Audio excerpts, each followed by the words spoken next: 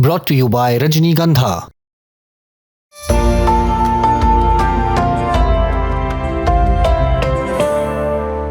मुझे व्यक्तिगत तौर पर आशा थी कि कांग्रेस अपनी दशकों पुरानी गलती सुधारेगी, अपने पापों का प्रायश्चित करेगी, लेकिन कांग्रेस ने इतिहास रचने का, महिलाओं के पक्ष में खड़े होने का अवसर खो दिया। लोकसभा में संविधान संशोधन बिल पास नहीं हो पाया। अगले ही दिन प्रधानमंत्री नरेंद्र मोदी ने राष्ट्र के नाम संबोधन दिया और विपक्ष पर जमकर निशाना साधा। लेकिन कहानी यहीं खत्म नहीं हुई। कांग्रेस अध्यक्ष मल्लिकार्जुन खड़गे समेत कई नेताओं ने पलटवार किया और पीएम के भाषण को पूरी तरह से राजनीतिक बता दिया। अब मुद्दा सिर्फ बिल के गिरने का नहीं, बल्कि महिलाओं के अधिकार, सरकार की नीयत और राजनीतिक टकराव का बन गया है।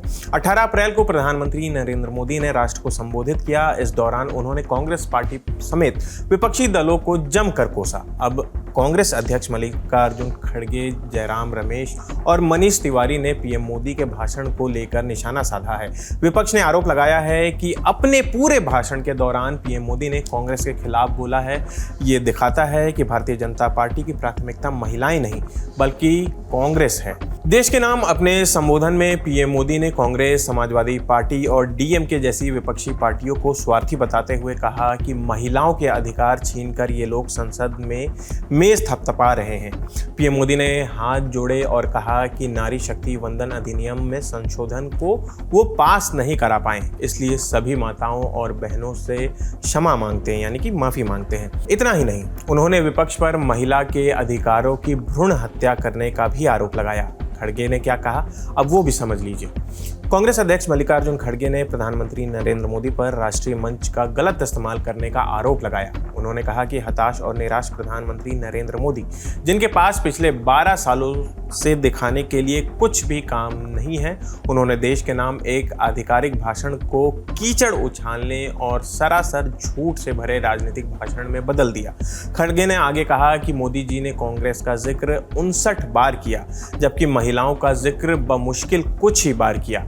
इससे देश को उनकी प्राथमिकताओं के बारे में सब कुछ पता चलता है। बीजेपी की प्राथमिकता महिलाएं नहीं, कांग्रेस है। उन्होंने ये भी कहा कि इस संबोधन में महिला आरक्षण बिल की नाकामी के बारे में बताने के बजाय विपक्षी पार्टियों पर हमला करने पर ज्यादा जोर दिया गया। खड़गे ने संसदीय कार्यवाही का भी जिक्र किया और कहा कि लाखों महिलाएं इस बहस को बहुत बारीकी से देख रही थीं।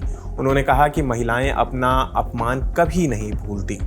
अब बात जयराम रमेश की करते हैं। कांग्रेस नेता जयराम रमेश ने भी प्रधानमंत्री की स्पीच को कांग्रेस को कोसने वाला भाषण बताया। उन्होंने कहा कि किसी मौजूदा प्रधानमंत्री का राष्ट्र के नाम संबोधन उस पद की गरिमा से जुड़ा होता है, लेकिन आज का भाषण बेहद निराशाजनक और पूरी तरह से पक्षपात से भरा भाषण था। या राष्ट्र के नाम संबोधन की बजाय एक निराशा से भरा संबोधन ज्यादा लगा। इसे प्रेस कॉन्फ्रेंस में देना ज्यादा ठीक होता, लेकिन कल रात लोकसभा में मिली करारी हार से विचलित प्रधानमंत्री में अभी भी मीडिया का सामना करने की हिम्मत नहीं है। जयराम रमेश ने पीएम मोदी पर आरोप लगाया कि उन्होंने इस ब्रॉडकास्ट का इस्तेमाल विपक्षी पार्टियों को टारगेट करने के लिए किया। उन्होंने कहा कि सरकार महिलाओं के लिए आरक्षण को परिसीमन से जोड़ने की कोशिश कर रही थी, जो एक गुमराह करने वाला कदम था। चंडीगढ़ से कांग्रेस सांसद मनीष तिवारी ने भी कहा कि यह दुर्भाग्यपूर्ण और खेदजनक है कि प्रधानमंत्री ने राष्ट्र के नाम अपने संबोधन का इस्तेमाल विपक्ष पर तीखा हमला करने के लिए किया। उन्होंने आरोप लगाया कि सरकार ने खुद एक परिसीमन बिल पेश किया था, जिससे उन्होंने महिलाओं के सशक्तिकरण की एक दिखावटी पहल के रूप में छिपाकर पेश किया था। पक्ष और विपक्ष में यह टकराव लोकसभा में संविधान यानी कि 131वां संशोधन बिल के पास न होने के बाद सामने आया है। इस बिल को पास कराने के लिए 2/3 बहुमत की जरूरत थी, लेकिन काफी बहस के बावजूद यह पारित नहीं हो सका। इसके समर्थन में मोदी सरकार 2/3 बहुमत नहीं जुटा पाई।